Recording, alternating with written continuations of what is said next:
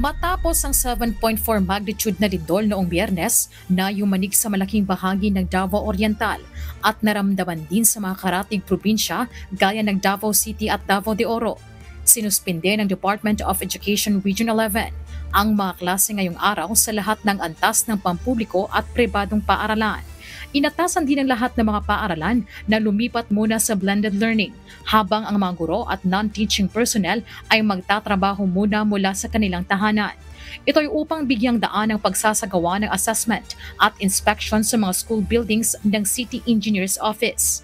Sa Cagayan de Oro City naman, suspindido rin ang mga klase sa lahat ng pampublikong paaralan mula elementarya hanggang sekundarya mula ngayong araw at sa mga susunod pang araw.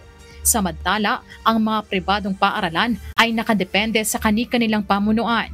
Gayunman, bago muling mag-resume ang mga klase sa linggong ito, kailangan munang magsumite ng sworn certification mula sa Office of the Building Official ng CTLGU na nagpapatunay na ligtas ng gamitin ang kanilang mga pasilidad. Samantala, nagsagawa naman ng inspeksyon sa Davao Oriental kahapon sina DepEd Secretary Sani Angara, DPWH Secretary Vince Dizon at DSWD Secretary Rex Gatchalian, alinsunod sa direktiba ni Pangulong Ferdinand Bongbong Marcos Jr. Kabilang sa mga binisita nila ang Evaristo Moralizon National Vocational High School kung saan kinakailangan ang agarang rehabilitasyon. Sa isang Facebook post ni Secretary Angara, binigyang diin niya na walang silid-aralan ang gagamitin hanggat hindi ito tuluyang naayos at natiyak na ligtas gamitin.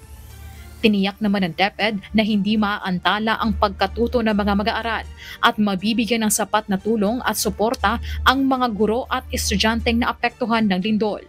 Marisol Montaño, humahataw sa Balita Ngayon.